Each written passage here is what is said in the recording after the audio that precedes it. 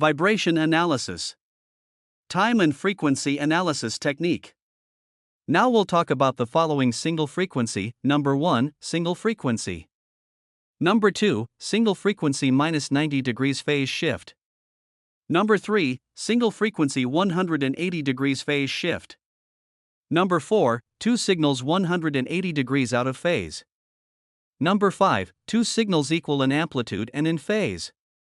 Number 6, single frequency imbalance. A single frequency is often referred to as a discrete frequency and is the simplest form of frequency data.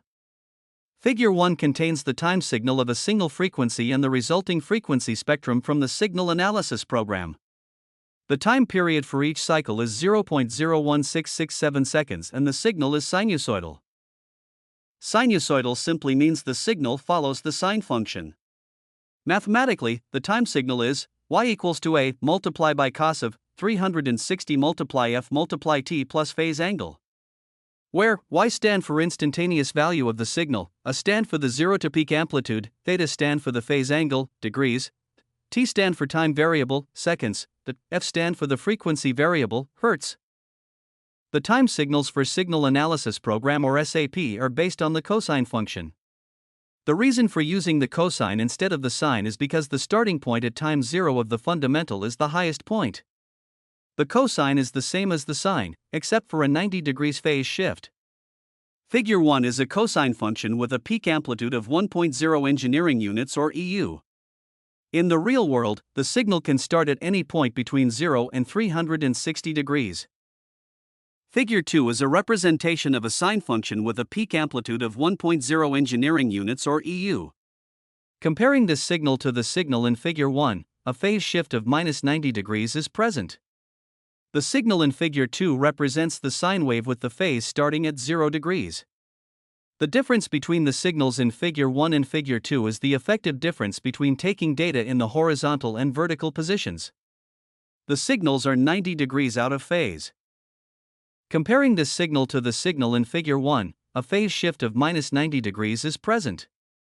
The signal in Figure 2 represents the sine wave with the phase starting at 0 degrees.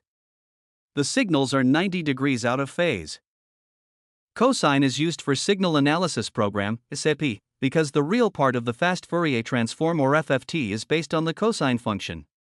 The following mathematical description of the fast Fourier transform or FFT is given for those readers interested in the mathematics used to break the complex waveforms down into the discrete frequencies.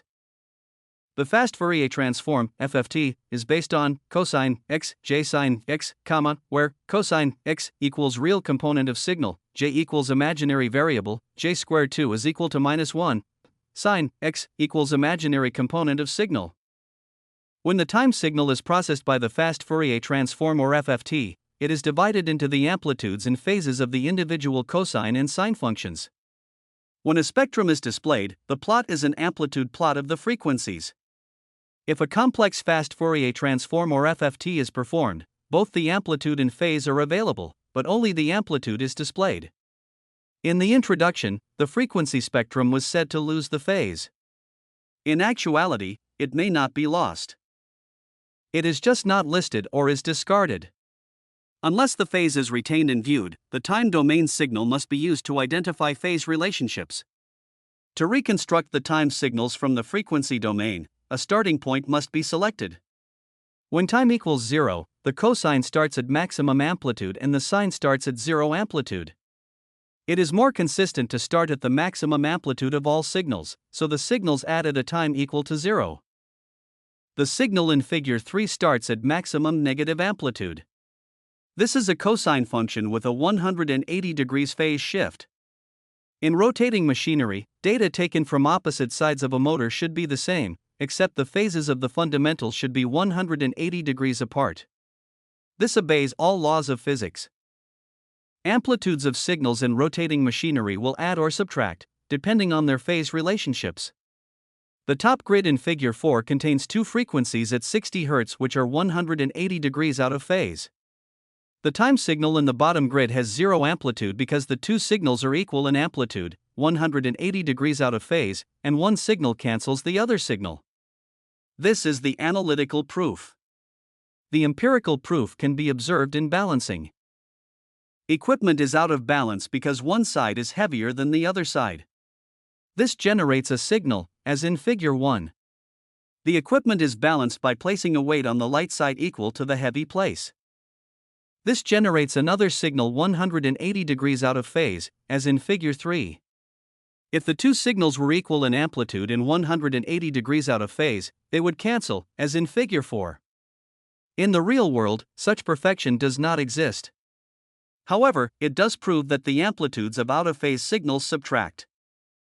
The top grid in Figure 5 contains two in-phase signals equal in amplitude. The top grid appears to contain only one signal. The signal in the bottom grid in Figure 5 is the result of signal 1 plus signal 2, and the amplitude has doubled. The cases discussed in Figure 4 and Figure 5 prove that the amplitudes of frequencies can subtract when out of phase and add when in phase. This data also proves the overall vibration measured in most machines can be either over or understated. Therefore, phase must be accounted for to accurately identify the severity of a problem. This explains why amplitude trending is misleading. Figure 6 is an example of an imbalanced single frequency. The data was taken from a 3,600 RPM boiler feedwater pump that is out of balance. This example has some small differences from the theoretical single frequency. The real-world case is not a perfect signal and shows some effects of distortion. The distortion in the time signal may not be visible to the unaided eye, but it is present.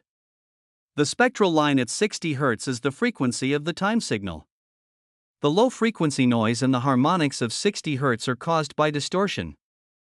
In this case, the frequencies at these levels are considered insignificant because they could be caused by very minor nonlinearity in the machine or some other source. Thank you.